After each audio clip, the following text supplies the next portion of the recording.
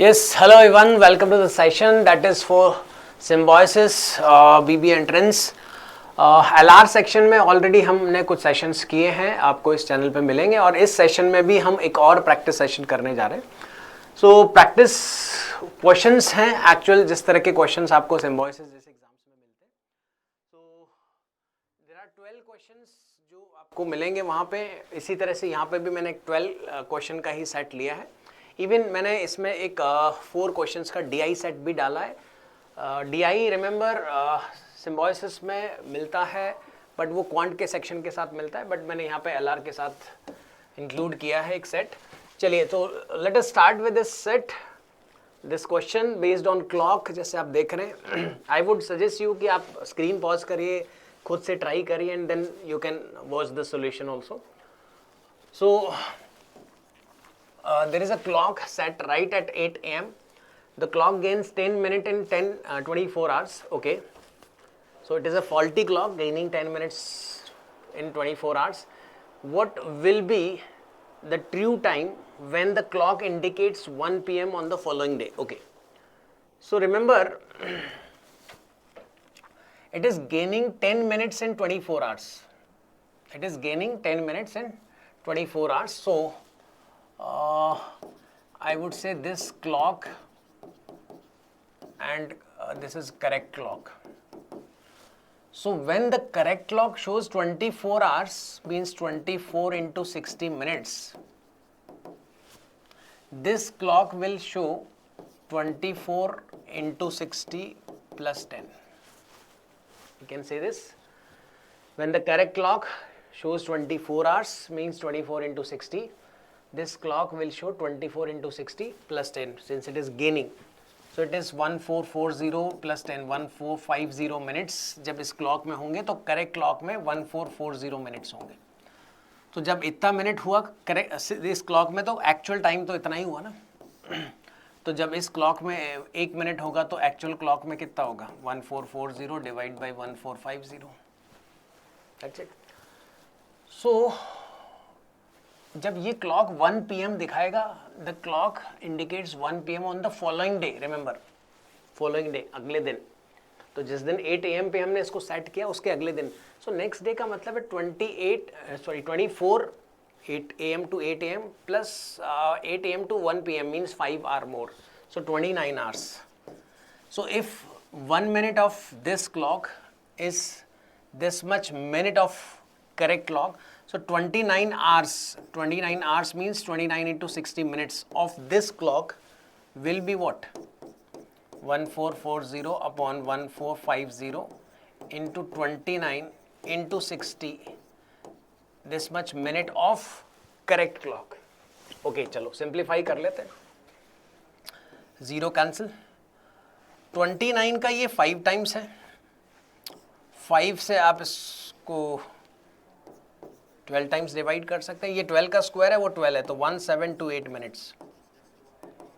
तो जब इसमें 29 into 60, if you multiply this 29 into 60, so 9 into 6 54, 9 into 6 into 2 12 plus 5 12 plus 5 7 1740. So when this clock incorrect clock shows 1470 minutes, correct clock showing only 1728 minutes means it is 12 minute behind. So जब इसमें 1 PM होगा तो वो clock 12 minute behind रहेगा. So it will show 1248. So simple unitary method से बनने वाला question है, बट इस तरह के क्वेश्चंस आते हैं फॉल्टी क्लॉक वाले क्वेश्चंस. चलिए moving to the next. 6 members of a family are traveling.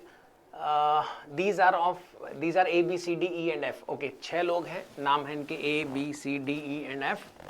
Okay, B is son of C, so let us try to make a family tree. B is son of C. Okay, if B is son means it has to be male. Male को मैं plus से indicate करूँगा. Of C, तो C is one.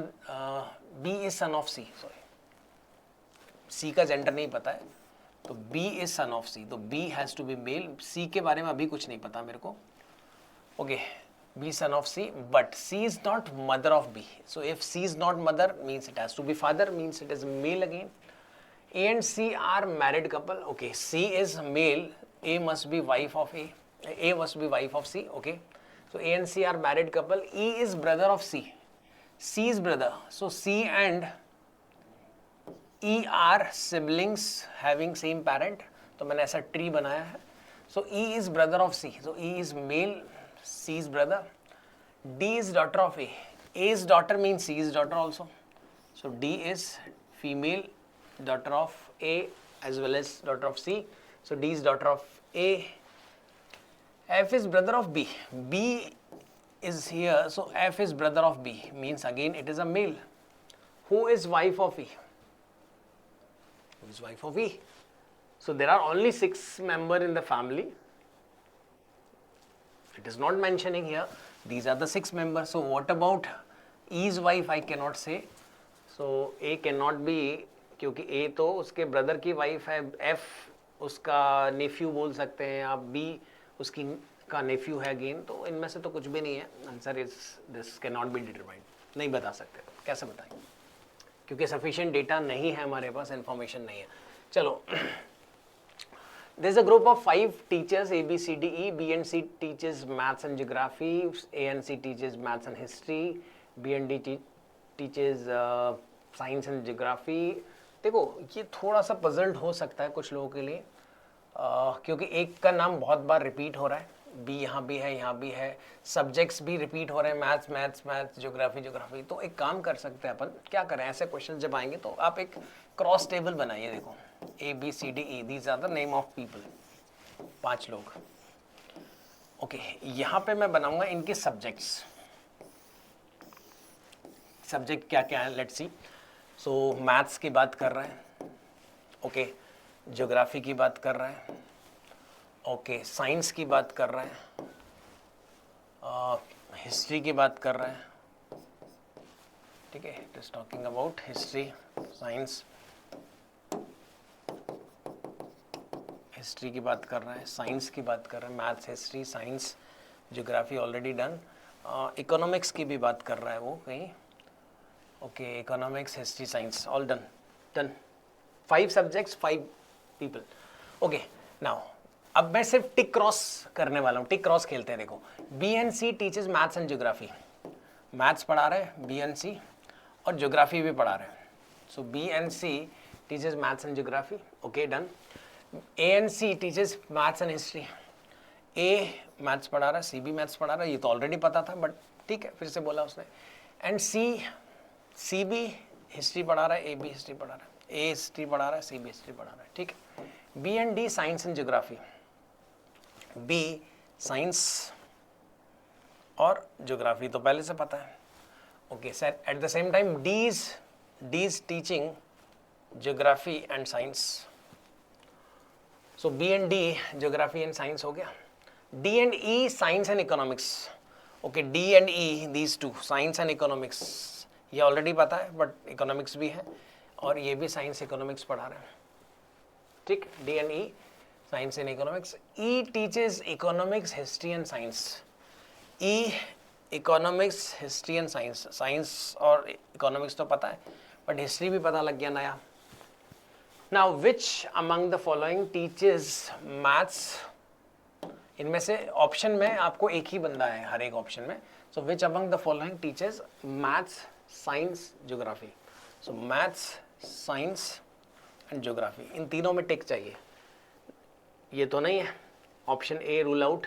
B maths, geography, science. Yes it is. बाकी भी check कर लें एक बार. डी को चेक. देखो मैथ्स नहीं है. ई चेक करते हैं. ए तो मैथ्स नहीं है, तो मैथ्स चाहिए, साइंस चाहिए एंड ज्योग्राफी चाहिए. तो मैथ्स, साइंस एंड ज्योग्राफी ये तीनों सब्जेक्ट बी पढ़ा रहे हैं. डन. ओके, थोड़ा टाइम टेकिंग बन सकता है ये, बट ठीक है, डुएबल क्वेश्चन है. टाइम मैंने लास्ट सेशन में भी बोला था, अभी भी बोल रहा हूँ कि सिम्बोसिस जैसे एग्जाम में क्वेश्चन सारे डुएबल होते हैं, बट टाइम का थोड़ा गेम है. ठीक है, आपको स्किप करना भी आना चाहिए. आपको कौन सा क्वेश्चन है जो उस टाइम फ्रेम में आप बना पा रहे हो. ठीक है, तो ये डिसीजन लेना बहुत इंपॉर्टेंट है. 8 फरवरी 1995 वाज अ वेंसडे. देन 8 फरवरी 1989. देखो पास्ट में जा रहा, बहुत कम ऐसा होता है पास्ट में ऐसा पूछता है. फ्यूचर में जा रहा होता है तो अपन प्लस प्लस प्लस करते हैं. क्या करते हैं, अगर 1995 जो भी डेट है 8th ऑफ फरवरी, अगर ये वेंसडे है, अगर वो 96 की बात करेगा तो मैं देखूंगा कि कितना ऑड डेज आएंगे। तो फरवरी 8 से फरवरी 8 1996 के बीच में एक ऑड डे आएगा, क्योंकि एक साल में एक ऑड डे आता है नॉर्मल के केस में। अगर 29 फरवरी बीच में आ रहा है तो देर आर 2 ऑड डेज। तो 8 फरवरी से 8 फरवरी 96 तो +1 होगा। बट अभी फिलहाल एक्चुअली मेरे को +1 नहीं करना, मेरे को माइनस करना है। मेरे को रिवर्स में जाना है, 94, 93, 92, 91, 90 एंड 89। तो यहाँ से यहाँ एक ऑड डे जनरेट होगा, यहाँ से यहाँ भी एक ऑड डे जनरेट होगा फॉर द सेम डेट। मैं सेम डेट की बात कर रहा हूँ, 8 फरवरी की, क्योंकि उसने 8 फरवरी ही पूछा। यहाँ से यहाँ, ठीक है, यहाँ से एक, लेकिन यहाँ से यहाँ 2 ऑड डे जनरेट होगा। ध्यान रखना मैं डेट को रेफरेंस बना रहा हूँ। 92 8 फरवरी से 93 8 फरवरी के बीच में 29 फरवरी एक एक्स्ट्रा दिन आने वाला है, इसलिए मैंने यहाँ पे 2 किया है। यहाँ पे 1 ऑड डे, यहाँ पे 1 ऑड डे। सो एक्चुअली यहाँ पे अगर वेंसडे गिवन है तो यहाँ से आपको माइनस में करना पड़ेगा, 1 + 1 + 1 + 2 + 1 + 1 मेक 7। सो 7 का मतलब क्या? 7 का मतलब there is no odd day. No odd day मतलब ये वाला जो दिन होगा और ये वाला जो दिन है वो सेम होगा। Answer to this question is Wednesday. Doable question और टाइम में भी आ जाएगा, ठीक है, विद इन अ मिनट आप बना सकते हैं ऐसे क्वेश्चंस को। So I hope this is clear to you. चलिए moving to the next. Select the letter cluster that can replace the question mark in the following series. Okay, Y7P, V11R, S15T। Okay देखो, Y V S P ये first letter है, first letter. 25th letter है, 22nd है, 19 है, तो -3 -3 -3 19 -3 16, तो P16। मैंने last time भी बोला था अगर आपको लेटर्स के पोजीशंस नहीं याद है तो आपको बहुत तकलीफ आएगी। इस तरह के सीरीज वाले क्वेश्चंस में ऑड वन आउट में दिक्कत आएगी, एनालॉजीज बनाने में दिक्कत आएगी, कोडिंग डिकोडिंग में आपको स्पेशली दिक्कत आएगी। सो आपको टिप पे रखना पड़ेगा ये सब, ठीक है, इसका कोई ऑप्शन नहीं है। 25th लेटर है, 22nd है, 19 है, 16th है, तो -3 -3 -3, तो अभी भी -3 करूँगा, तो 16 - 3 13, 13th लेटर इज M। तो M से स्टार्ट होगा मेरा ऑप्शन। ये भी आंसर हो सकता है और ये भी हो सकता है, 2 पॉसिबिलिटीज है। चलो नंबर्स में अपन ढूंढ लेंगे तो आंसर फाइनल हो जाएगा। फिर नंबर्स में लॉजिक क्या है? 7 11 15 19, तो बहुत सिंपल है, तो +4 +4 +4, तो +4 मतलब 23। आंसर आपका ये होना चाहिए। आप चाहो तो अगला लेटर भी चेक कर सकते हो। P Q मिसिंग है, R P Q R मतलब +2, R के बाद S मिसिंग है, T +2, तो +2 यहाँ पे है और +2 के बाद X ही आना चाहिए। तो ये सॉरी, तो जो भी नेक्स्ट आएगा वो X आएगा, तो answer is A option.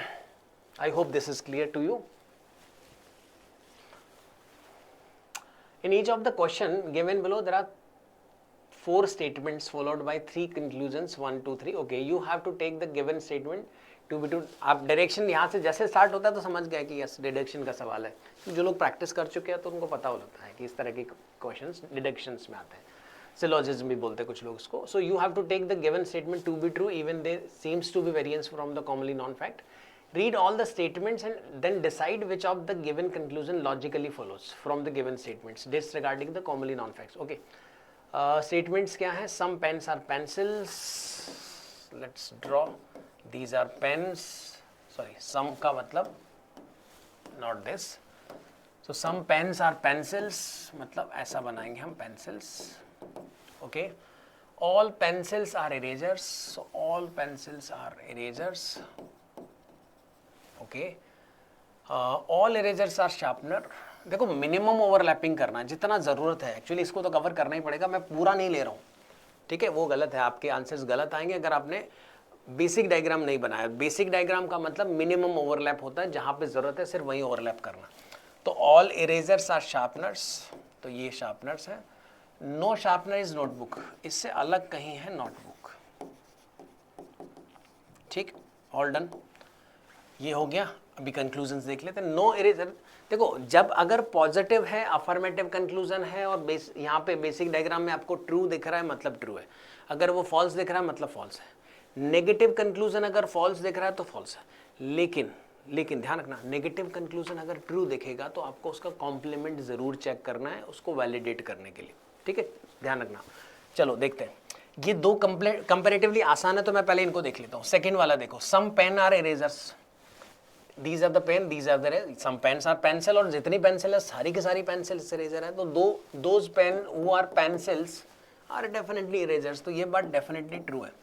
some pen are sharpeners, obviously this is true, क्योंकि पेन पेंसिल है कुछ, और जो पेन पेंसिल बन गई वो तो इरेजर भी बनने पड़ेंगे और वो सब शार्पनर भी बनने पड़ेंगे, क्योंकि all pencils are erasers, all erasers are sharpeners, तो ये बात भी डेफिनेटली ट्रू है।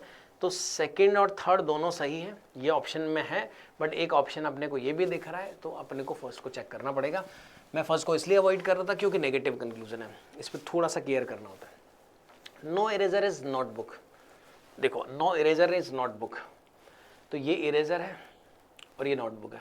नो इरेजर इज नोटबुक, क्योंकि इरेजर शार्पनर से बाहर आएगा नहीं, नोटबुक अंदर जा नहीं सकता, बिल्कुल ठीक है।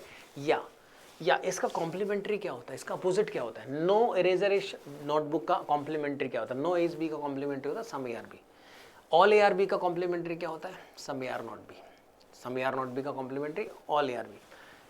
No eraser is a notebook का complementary some erasers are notebook, so some erasers are notebook can never be true, इनमें कॉमन कुछ नहीं हो सकता, तो इसका अपोजिट कभी भी पॉसिबल नहीं है, मतलब ये डेफिनेटली ट्रू है, तो हमने वैलिडेट कर लिया। सो ऑल फॉलो, मतलब डी ऑप्शन अपन मार्क कर देंगे। I hope this is clear.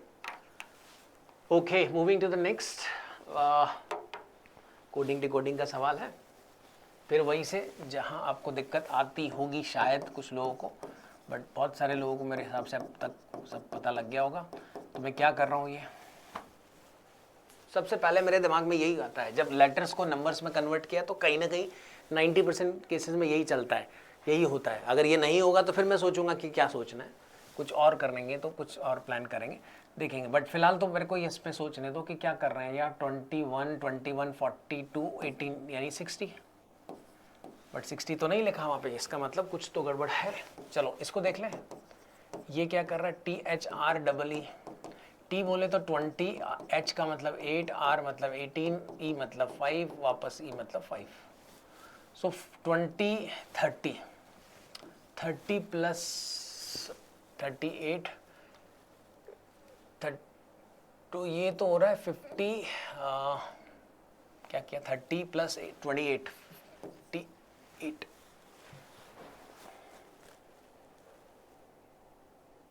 कुछ गड़बड़ है। 20 प्लस 8 प्लस 18 प्लस 5 प्लस 5, 30 और 26, सॉरी 56 होना चाहिए, नॉट 58, 56। ओके, तो SIXTY, देखो यार 60 यहाँ है बट वहाँ 56 है, 4 कम कर दिया, 56 है तो वहाँ 51 कर दिया, यहाँ 5 कम कर दिया, ऐसा क्यों कर रहे हैं, क्या करते हैं? हाँ, आई गॉट इट, क्या है देखो सिंपल, 60 यहाँ 56 है, just reduce by 4, 56 it is 5, reduced by 5. Why 4 here, why 5 here?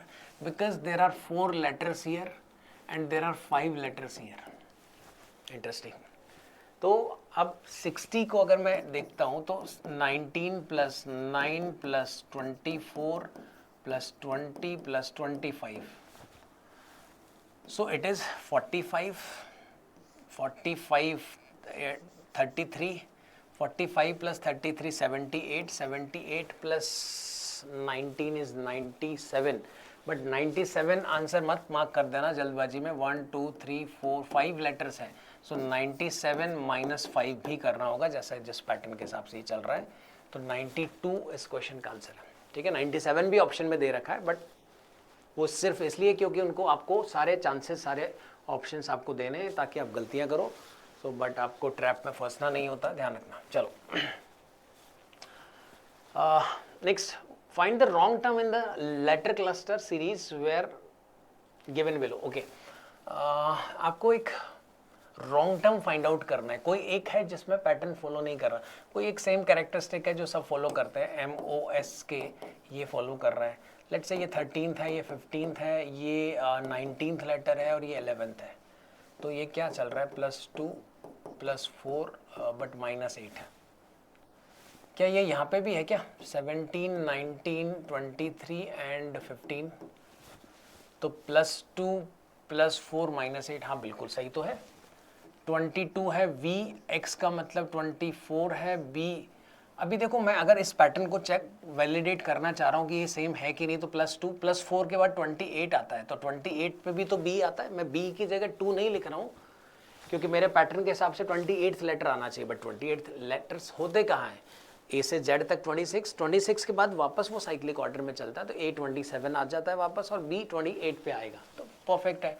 तो ये +2 भी हुआ, +4 भी हुआ, -8 होना चाहिए, तो ये 20th आ गया, परफेक्ट।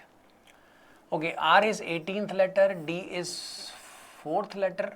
अगर इसको मैं 30 भी लिखूंगा तो भी ये तो +2 तो नहीं बनने वाला। यहाँ पे +2 बना, यहाँ पे +2 बना, यहाँ पे भी +2 बना। अच्छा, यहाँ पे भी +2 बन रहा है, चेक कर लो। आई के बाद जे के +2 हुआ, के बाद +4 हुआ है, परफेक्ट। और यहाँ पे -8 भी तो हुआ है। ओ 15th लेटर है, -8 इज 7, 7 मतलब जी।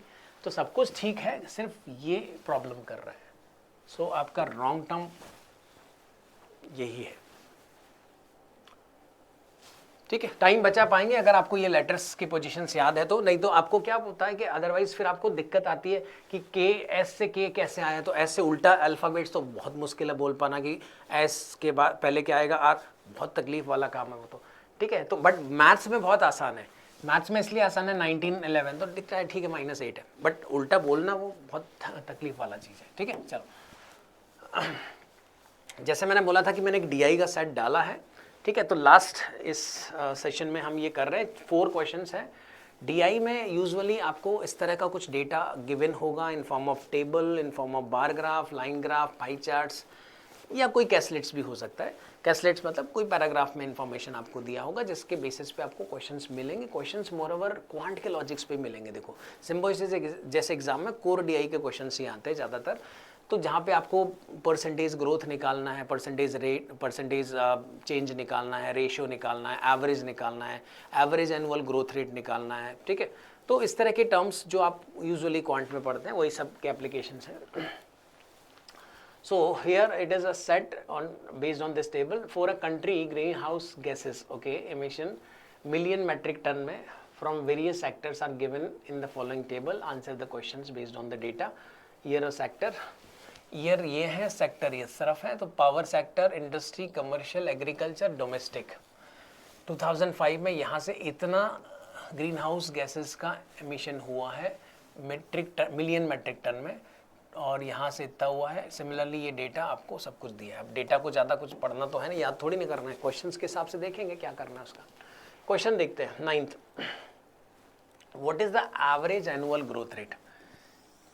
अगर आपने ये टर्म कभी नहीं देखी है तो मैं बता देता हूँ होता क्या है। एवरेज एनुअल ग्रोथ रेट क्या होता है, ये होता है आपका ओवरऑल ग्रोथ रेट, ठीक है, ड्यूरिंग द गिवन पीरियड। तो ये आपका इनिशियल वैल्यू है, ये आपका फाइनल वैल्यू है, तो final minus initial upon initial into 100, ऐसे ही तो मिलेगा ओवरऑल ग्रोथ रेट।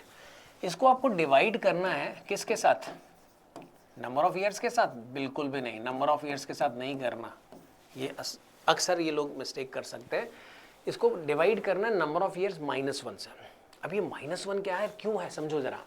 देखो अगर मैं ओवरऑल ग्रोथ रेट निकालता हूँ, what is the average annual growth rate for GHG emission from power sector. Power sector में 500 से 800 हो गया, तो 500 से 800 अगर मैं ओवरऑल ग्रोथ रेट निकालूंगा तो 800 माइनस 500, आई थिंक ये I getting it, you are getting this. ये क्या है, क्या कर रहा हूँ मैं, ये ओवरऑल ग्रोथ रेट निकाल रहा हूँ। कैसे निकालते हैं, final value minus initial value upon initial value into 100, ऐसे निकालते हैं। सो ओवरऑल ग्रोथ रेट के लिए ये किया, डिवाइड बाय यहाँ पे 1 2 3 4 5 साल का डेटा है, तो 5 से डिवाइड नहीं करूँगा मैं, -1 यानी 4 से डिवाइड करूँगा, ठीक है। इसका रीज़न अभी मैं बताने जा रहा हूँ आपको क्यों कर रहा हूँ ऐसा। तो देखो ये 300 अपॉन 500, 3/5 इंटू 100 60% आ रहा है, इस टू बी डिवाइड बाई 4, ये आएगा 15%।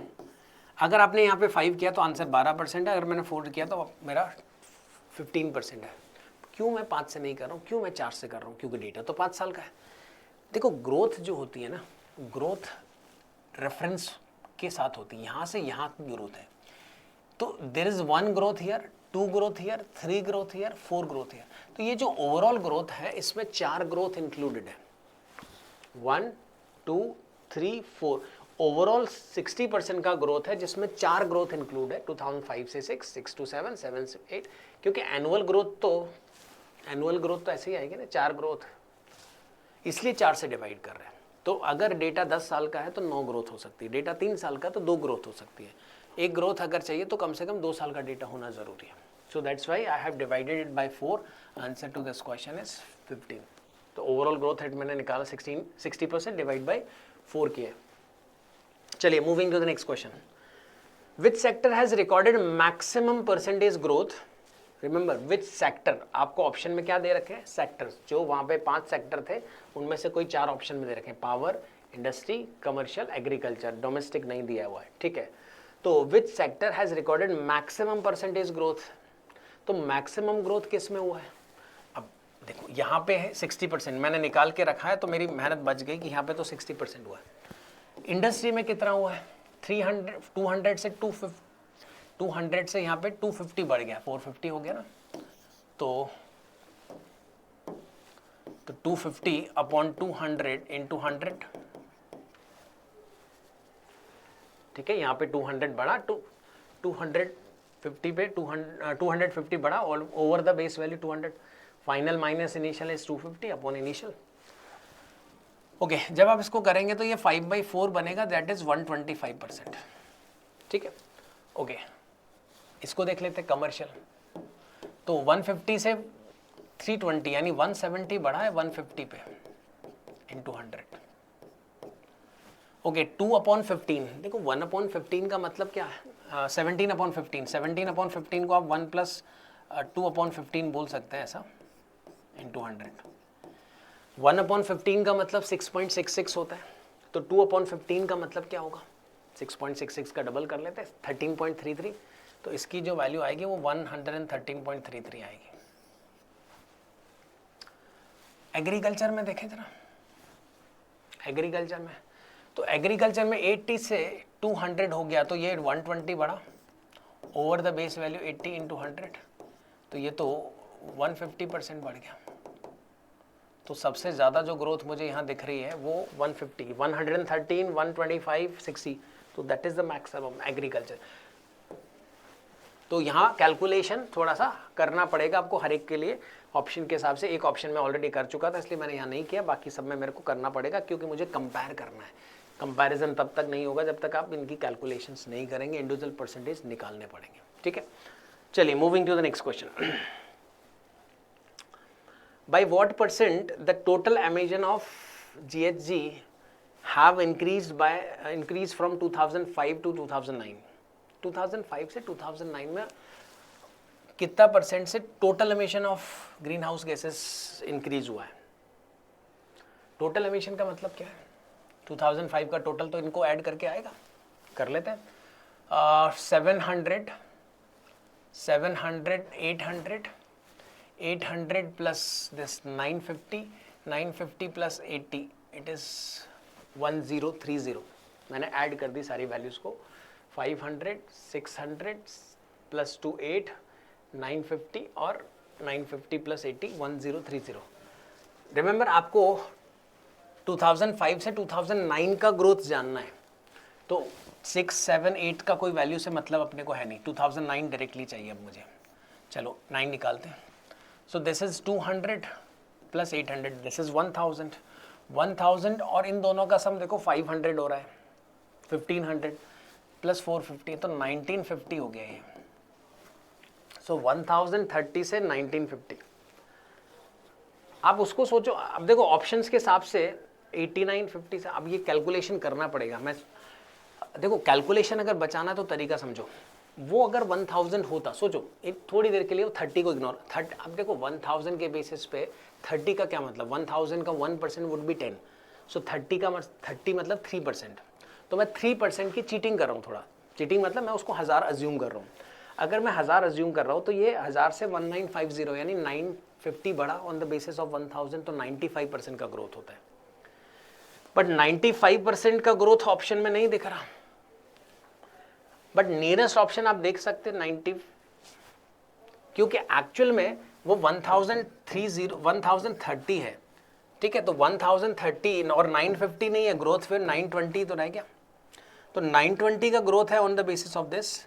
तो ये आप परसेंटेज अगर हम निकालेंगे तो ये, क्योंकि इसका 90% के आसपास आ रहा है, ये दिख रहा है आपको 1000, और ये ग्रोथ जो है 90% के आसपास आ रहा है, और कोई ऑप्शन बहुत क्लोज नहीं है। तो ऑप्शंस में ऐसे मार्जिन आते, ध्यान रखिए सिम्बोसिस जैसे एग्जाम्स में आपको इस तरह के क्वेश्चंस में ऑप्शंस में बहुत सफिशिएंट अमाउंट ऑफ मार्जिन मिल जाएगा। तो इजीली आप बिना एग्जैक्ट कैलकुलेशन करें आप ऑप्शंस फिल्टर कर सकते हैं। चलिए moving to the next, what is the percentage contribution of power sector. Percentage contribution चाहिए आपको, किसका चाहिए, पावर सेक्टर का चाहिए, टू द टोटल। कौन से ईयर में चाहिए, 2008 में चाहिए। क्या क्या ध्यान रखना, 2008 की बात कर रहा है और पावर सेक्टर की बात कर रहा है और परसेंटेज कंट्रीब्यूशन की बात कर रहा है। तो 2008 में इनका एमिशन है 700, तो ये कितना परसेंट कंट्रीब्यूट कर रहा है टोटल में, ठीक है, इन द टोटल। तो टोटल निकालना पड़ेगा, 2008 का टोटल ये से आएगा। Okay 150 plus 150 300, 300 plus 300 600, 6 plus 4 10, 10 plus 7 1700। तो 1700 में से 700 का इनका पावर सेक्टर का कंट्रीब्यूशन है, तो 7/17, 7/17। सो 7/17 कितना परसेंट बनेगा भाई, 1/17। अगर आपको याद है 1/17 तो ये शायद 5.88 बनता है, आई थिंक 5.88 मुझे याद है। आपको आई वुड सजेस्ट कि आपको फ्रैक्शंस और उनके परसेंटेज कन्वर्जन्स याद रहने चाहिए। अगर नहीं है तो कर लीजिए, रिवाइज करिए, बार बार यूज़ करेंगे, अप्लाई करेंगे तो हो जाएगा। इसको 7 से मल्टीप्लाई करना है, तो इसको 7 से मल्टीप्लाई कर लेते हैं। तो 5 × 7 35 तो होना ही है, प्लस 0.8 × 7 तो ये तो 5.6 हो गया, 0.08 × 7 तो ये 0.56 हो जाएगा। तो जब आप इसको ऐड करेंगे तो 35 और यहाँ पे 35 प्लस 5 41 पॉइंट समथिंग आएगा, 41 पॉइंट समथिंग देखिएगा। सो 35 क्यों, क्योंकि 5 × 7 है, 0.8 × 7 करेंगे तो 5.6 आएगा, 0.08 × 7 करेंगे तो 0.56 आएगा। तो ये 41 पॉइंट समथिंग जो भी आपको मिलेगा, नियरेस्ट ऑप्शन यही है, बहुत बाकी ऑप्शंस दूर पे है। चलिए, तो this is how we can deal with this DI questions also. तो ये आज का इस प्रैक्टिस सेशन रहा। तो इसी तरह से प्रैक्टिस करते रहिए और बने रहिए हमारे इस चैनल पे। इसी तरह के और इन्फॉर्मेटिव वीडियोस के साथ फिर से मिलेंगे। Wish all the best.